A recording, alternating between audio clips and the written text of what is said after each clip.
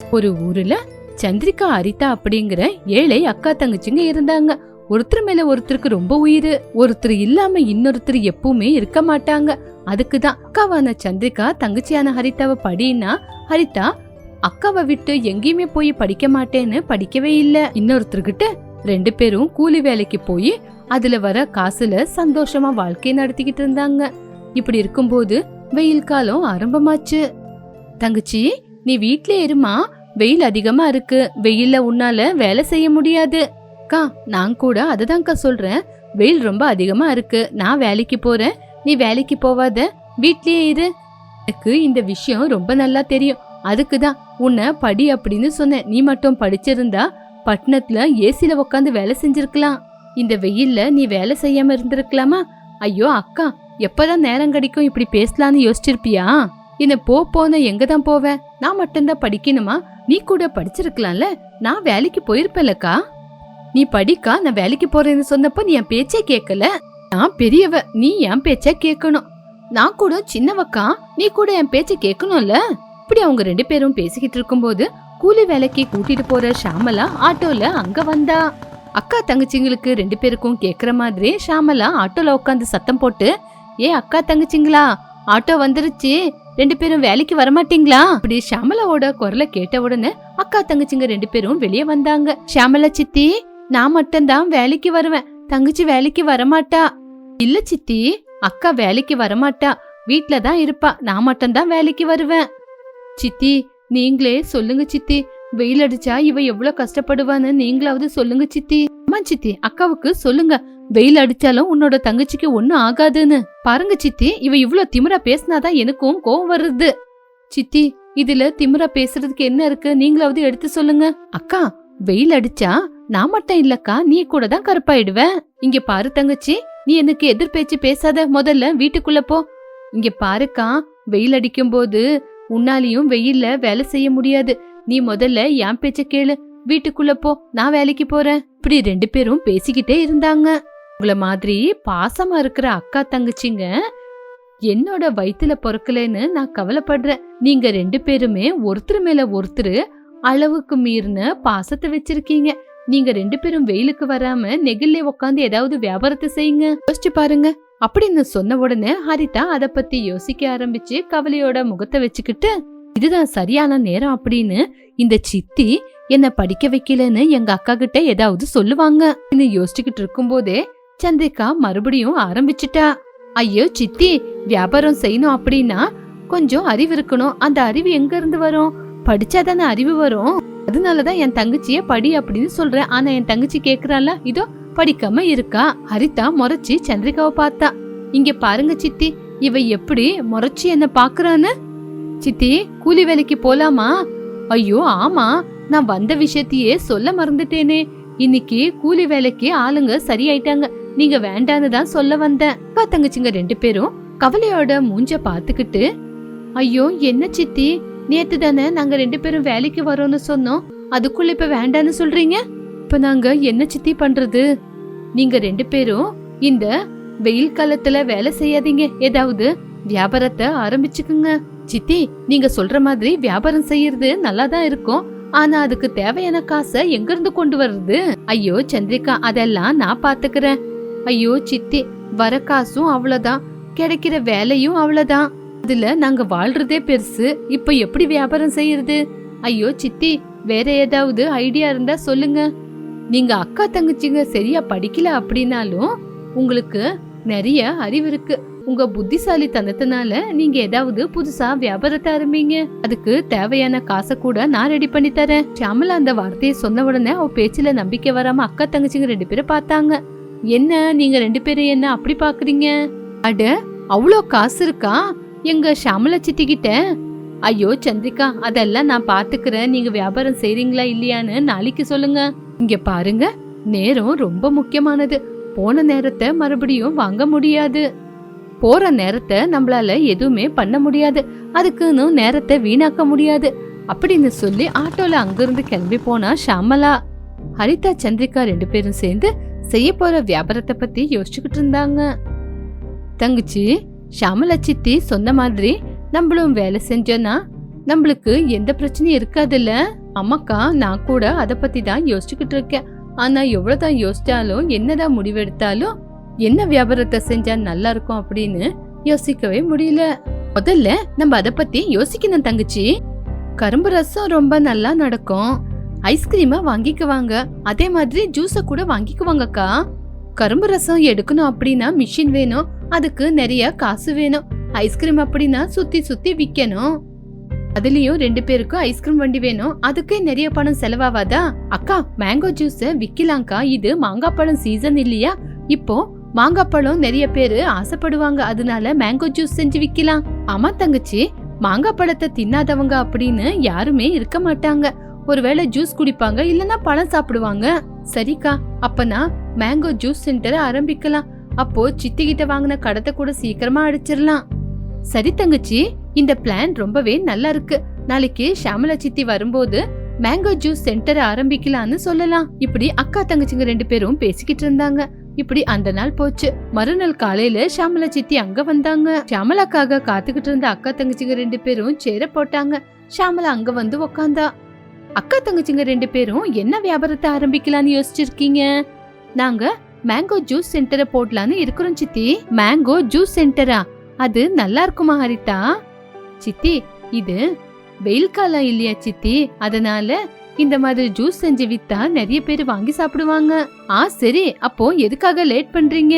Mango juice centre ஆரம்பிங்க. சித்தி, நீங்க மட்டும் சரி அப்படின்னு சொன்னா நாங்க மேங்கோ ஜூஸ் சென்டரை ஆரம்பிக்கிறோம். ஜூஸை விட இளநிய நிறைய பேரு இஷ்டப்பட்டு குடிப்பாங்க, அதனால எதுக்காக நீங்க ஒரு இளநீர் கடை போடலாம் அப்படின்னு யோசிக்கல? சித்தி, நாங்க அத பத்தியும் யோசிச்சோம் சித்தி. ஆனா இளநீரை அவ்வளவு பெரிய கத்தில எப்படி வெட்டுறது? நீங்க வெட்டி தர அப்படின்னா சொல்லுங்க சித்தி, நாங்க இளநீர் கடையே போடுறோம். அது எனக்கு தெரியாத வேலை சந்திரிகா. அப்படி இருக்கும்போது நம்ம எதுக்காக சித்தி அந்த வியாபாரத்தை ஆரம்பிக்கணும்? ஆமா சந்திரிகா, உங்களுக்கு ஜூஸ் கடை தான் சரியா போகும், அதனால ஜூஸ் கடையே போட்டுக்குங்க. சித்தி, போட்டுக்குங்க அப்படின்னு சொல்றீங்களே தவிர காசை மட்டும் கையில குடுக்கவே இல்ல அப்படின்னு சொன்ன உடனே வெண்ணிலா கையில காசை கொடுத்தா. இப்படி 2 நாள் ஆச்சு. தங்கச்சிங்க 2 ரூபா மேங்கோ ஜூஸ் கடைய ஆரம்பிச்சாங்க. என்ன சந்திரிகா, மேங்கோ ஜூஸ் வெறும் 2 ரூபா தானா? ஆமா சித்தி, எங்க கடையில மேங்கோ ஜூஸ் வெறும் 2 ரூபா தான். என்னது, மேங்கோ ஜூஸ் 2 ரூபாக்கு தான் விற்க போறீங்களா? உங்களுக்கு எதாவது நான் பைத்தியம் பிடிச்சிருச்சா? இல்ல சித்தி, நானும் தங்கச்சியும் யோசிச்சுதான் 2 ரூபாவை போட்டிருக்கோம். நீங்க வெறும் 2 ரூபா வியாபாரத்துக்கு போட்டா எப்படி காசு சம்பாதிச்சு என்னோட கடன் அடிப்பீங்க? சித்தி, உங்களோட கடன் அடிக்கிறதுக்கு நீங்க எங்களுக்கு 3 மாசம் கடுவு கொடுத்திருக்கீங்க. அப்ப நாங்க சீக்கிரமா தீத்துருவோம். முதல்ல இந்த ஜூஸ குடிங்க. இப்போ ஷாமலா எதுவுமே பேசாம 2 ரூபா காசை கொடுத்து மாங்காய் ஜூஸ வாங்கி குடிச்சா. அக்கா தங்கச்சிங்க 2 பேரும் ரொம்ப சந்தோஷப்பட்டாங்க. ஷாமலா, ஹரிதா, ஜூஸ் வியாபாரத்தை ரொம்ப நல்லா செய்யுங்க அப்படின்னு சொல்லி ஷாமலா கிளம்பி போயிட்டா. வாங்கம்மா வாங்க, வாங்க ஐயா வாங்க, 2 ரூபாக்கு மாங்காய் ஜூஸ வாங்கி குடிச்சு சந்தோஷப்படுங்க அப்படின்னு அக்கா தங்கச்சிங்க 2 பேரும் சந்தோஷமா மாங்காய் ஜூஸ வித்தாங்க. இந்த 2 ரூபா மாங்காய் ஜூஸ் ரொம்ப ஃபேமஸ் ஆயிடுச்சு. நிறைய ஜனங்க வந்து அவங்க கிட்ட மாங்காய் ஜூஸ வாங்கி குடிச்சாங்க. இப்படி அக்கா தங்கச்சிங்க 2 பேரும் நல்ல காசு சம்பாதிச்சாங்க. ஓஹோ, அக்கா தங்கச்சிங்க 2 பேருக்கும் ரொம்ப நாளுக்கு அப்புறம் நான் ஞாபகத்துக்கு வந்திருக்கேன். உங்களை எப்படி சித்தி எங்களால மறக்க முடியும்? அதுக்கு தானே வந்திருக்கோம். சித்தி, ஜூஸ் கடைய ஓபன் பண்றதுக்கு முன்னாடியும் க்ளோஸ் பண்றதுக்கு முன்னாடியும் உங்களை பத்தி தான் யோசிப்போம். போதுங்கடி அம்மா, நக்கலா பேசினதெல்லாம் போதும். முதல்ல வந்த விஷயத்த சொல்லுங்க. அக்கா தங்கச்சிங்க 2 பேரும் எதுக்காக இங்க வந்தீங்க? கிட்ட வாங்கின கடத்தை அடிக்க வந்திருக்கோம் சித்தி. அக்கா தங்கச்சிங்க 2 பேரும் ஷாமலா கையில வாங்கின காசை கொடுத்தாங்க. ஷாமலாவும் அந்த காசை வாங்கிக்கிட்டு அங்கிருந்து கிளம்பிட்டாங்க. இப்படி அதிகமா லாபம் வந்ததுனால அக்கா தங்கச்சிங்க 2 பேரும் வீட வாங்கினாங்க. அவங்களுக்கு பிடிச்ச துணிமணிய வாங்கினாங்க. அவங்களுக்கு உதவி பண்ணவங்களுக்கு அக்கா தங்கச்சிங்க மறக்காம உதவி செஞ்சாங்க. இப்படி அக்கா தங்கச்சிங்க சேர்ந்து ஆரம்பிச்ச 2 ரூபா மேங்கோ ஜூஸ் ரொம்ப நல்லா வியாபாரம் ஆனதுனால அக்கா தங்கச்சிங்க 2 பேரும் ரொம்ப சந்தோஷமா வாழ்ந்தாங்க. இதுதான் இன்னியோட கதை. மறுபடியும் ஒரு நல்ல கதையோட மீண்டும் சந்திக்கலாம். சமுத்திரகிரி அப்படிங்கிற கிராமத்துல யாதகிரி அப்படிங்கிற ஒரு கெட்டவன் இருந்தான். அவன் பணத்துக்காக எந்த விதமான கெட்ட காரியத்தை வேணாலும் செய்வான். பணத்துக்காக அவன் கொலை கூட செய்வான். அவன் வழியில நடந்து போனா எல்லாருமே அவனை பார்த்து பயந்து போய் வீட்டுக்குள்ள போய் கதவை சாத்திக்குவாங்க. அப்படி இருக்கிற கெட்டவங்கிட்ட சுரேகா வந்து காசை கொடுத்தா. யாதகிரி அந்த காசை பார்த்து, என்ன வேணும்? பஸ் ஸ்டாண்டு கிட்ட ஒரு பூக்கடையை வச்சுக்கிட்டு சந்திரிகா நல்லபடியா வியாபாரம் செஞ்சுக்கிட்டு இருக்கா. நான் அவளை அந்த கடையை விட்டு ஓட்டணும், அவ்வளவுதானே? ஆமா, அந்த இடத்த விட்டு காலி பண்ணணும். அப்படி காலி பண்ண அந்த இடத்த நான் எடுத்துக்கிறேன். அப்போ உங்களுக்கு கூட நல்லபடியா பிசினஸ் நடக்கும்ல. அதனால இந்த காசு பத்தாது, இன்னும் வேணும். இப்பத்துக்கு இந்த பணத்தை வச்சுக்குங்க, மிச்ச வேலை எல்லாம் முடிச்சதுக்கு அப்புறம் மிச்ச பணத்தை வாங்கிக்குங்க அப்படின்னு சொல்லி யாதகிரி அங்கிருந்து புறப்பட்டா. 22 வயசுல இருக்கிற சந்திரிகா பாட்டியான சாரதா கூட சேர்ந்து ஒரு பூக்கடையை வச்சு நடத்திக்கிட்டு இருந்தா. சிட்டில சாஃப்ட்வேர் வேலை செஞ்சுக்கிட்டு இருக்கிற அவளோட தங்கச்சியான ஹரிதாவுக்கு நல்லபடியா கல்யாணம் பண்ணி வைக்கணும்னு சந்திரிகா காசை சேர்த்து வச்சுக்கிட்டு இருந்தா. எப்ப பார்த்தாலும் தங்கச்சி தங்கச்சின்னு தங்கச்சி பத்தியே யோசிச்சுக்கிட்டு இருக்கியே சந்திரிகா, கொஞ்சமாவது உன்னை பத்தியும் கொஞ்சம் யோசிடி. ஐயோ பாட்டி, எனக்காக யோசிக்கதான் நீங்க இருக்கீங்களே. இந்த பாட்டி உனக்காக எவ்வளவு யோசிக்குவேன் அப்படின்னு உனக்கு தெரியாதா? நீங்க எனக்காக என்னென்ன வேலை செய்வீங்க, எனக்காக என்ன செஞ்சு வச்சிருக்கீங்கன்னு எனக்கு ரொம்ப நல்லா தெரியும் பாட்டி. நீங்க கூலி வேலைக்கு போய் எனக்காக எவ்வளவு பணத்தை சேர்த்து வச்சிருக்கீங்க, யாருகிட்ட கொடுத்து வச்சிருக்கீங்கன்னு எனக்கு ரொம்ப நல்லா தெரியும். கூடிய சீக்கிரம் கல்யாணத்தை பண்ணிக்கமா. உன் கல்யாணத்தை பார்த்துட்டு கண்ணு மூடுறேன் அப்படின்னு சொல்ல வரீங்களா? அதுக்குதான் நானே ஒரு பிளான் பண்ணிருக்கேன். முதல்ல என் தங்கச்சி ஹரிதாவுக்கு கல்யாணம் பண்ணிட்டு அதுக்கப்புறமா தான் நான் கல்யாணம் பண்ணிக்குவேன். அப்பதானே நீங்க இருப்பீங்க. அதுக்குதான் நான் அடம் பிடிச்சுக்கிட்டு இருக்கிறது. சரிடி அம்மா, நீ கிளம்பு, நீ போய் கடைகிட்டுரு. நான் கூலி வேலைக்கு போயிட்டு அதுக்கப்புறம் கடைகிட்ட வரேன், நீ கிளம்பி போமா அப்படின்னு சொல்லி சாரதம்மா கிளம்புனாங்க. சந்திரிகா பூ வியாபாரத்தை செய்யறதுக்காக கடைக்கு வந்து வியாபாரத்தை செஞ்சுக்கிட்டு இருந்தா. ஹரிதா பட்டணத்துல சாஃப்ட்வேர் வேலை செஞ்சுக்கிட்டு மாசம் மாசம் அவளுக்கு வர சம்பளத்துல அவளோட அக்காவுக்காக கல்யாணம் பண்ணணும் அப்படின்னு கொஞ்சம் காசை மிச்சம் புடிச்சு சேர்த்து வச்சுக்கிட்டு இருந்தா. அன்னைக்கு அவ காஃபி சென்டருக்கு 3 மாசமா அவளை விரும்பிக்கிட்டு இருக்கிற அரவிந்த பார்க்க வந்தா. அவங்க 2 பேரும் சேர்ந்து காஃபி ஷாப்ல அன்னைக்கு காஃபி சாப்பிட்டாங்க. இங்க பாருங்க மிஸ்டர் அரவிந்த், ஹரிதா அரவிந்த், இங்க பாருங்க. சும்மா என் பேரெல்லாம் உங்க பேரு கூட சேர்த்து சொல்லாதீங்க. என்னதான் சொன்னாலும் என் பேரு ஹரிதா அரவிந்த் தான். என் பேரு முன்னாடி எப்பவுமே ஹரிதா இருந்தே இருப்பா. நான் எப்பவுமே ஹரிதா அரவிந்த் தான். இங்க பாரு அரவிந்த், என்கிட்ட இப்படி எல்லாம் பேசாத. நான் உன்னை மட்டும் இல்ல, என்னைக்கும் யாரையும் கூட காதலிக்கவே மாட்டேன். ஏன் உனக்கு இந்த விஷயத்த சொன்னா கொஞ்சம் கூட புரியவே மாட்டேங்குது? பாரு ஹரிதா, என்ன விரும்புறது விரும்பாம இருக்கிறது உன்னோட இஷ்டம். ஆனா உன்னை விரும்ப கூடாது பார்க்க கூடாதுன்னு சொல்றதுக்கு உனக்கு எந்த விதமான உரிமையும் இல்ல. ஆனா நான் மட்டும் எப்பவுமே உன்னை விரும்பிக்கிட்டு தான் இருப்பேன். நான் தான் உனக்கு புருஷன் கூட. ஆனா நான் உன்னோட பொண்டாட்டி ஆக மாட்டேன். சரி பரவாயில்ல, உன்னோட லவ்வராவே இருக்கிறேன். இந்த டைலாக் வெறும் சினிமால மட்டும்தான். ஆமா, அந்த டைலாக் ரொம்ப நல்லா இருக்கு அப்படின்னு தான் எல்லா ஆட்டோ பின்னாடியும் போடுறாங்க. இங்க பாரு அரவிந்த், எனக்கு பெரிய பொறுப்பு இருக்கு. தெரியும், அந்த பொறுப்பு பேரு சந்திரிகா தானே அப்படின்னு சொன்ன உடனே ஹரிதா ஆச்சரியத்தோட, ஆமா என் அக்கா பேரு சந்திரிகான்னு உனக்கு எப்படி தெரியும்?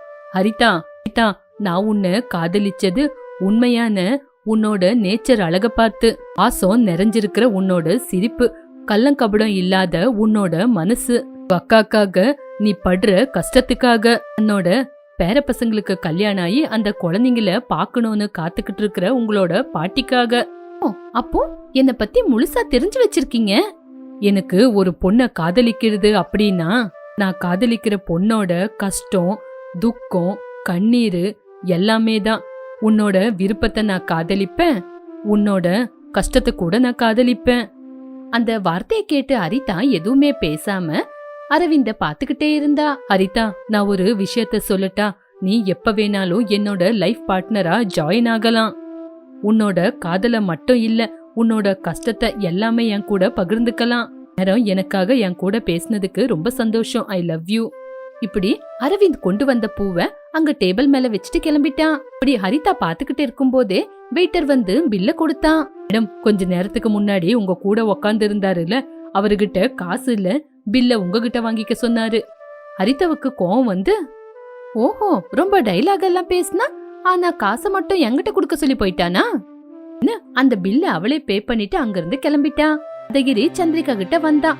சந்திரிகா யாதகிரிய பார்த்தாலே தவிர அவனை பார்த்து பயப்படவே இல்ல.